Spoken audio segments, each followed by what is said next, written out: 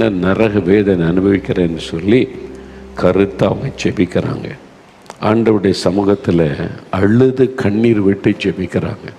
அப்படியே வீட்டில் இருந்து கொண்டு கண்ணில் கண்ணீர் அழுகிறாங்க.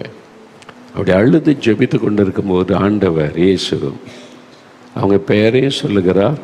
வியாதி 2 பிரச்சனை, உடைய முதுகு தண்டில் இருக்கிற எலும்பில் இருக்கிற பிரச்சனை, உன் கண்ணில் இருக்கிற பிரச்சனை, 2ஐயும் நான் குணமாக்குகிறேன் மகளே அப்படின்னு அவங்க பெயரை சொல்லி சொல்லுகிறார். உடனே ஒரு விடுதலை.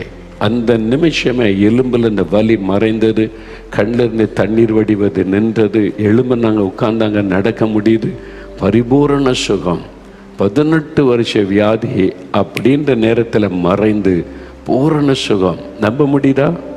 இல்லை, இது எப்படிங்க இதெல்லாம் நம்ப முடியாதுங்கன்னா அவங்க இருக்கிறாங்களே. இப்போ அவங்க தான் எழுதியிருக்கிறாங்க எங்களுக்கு.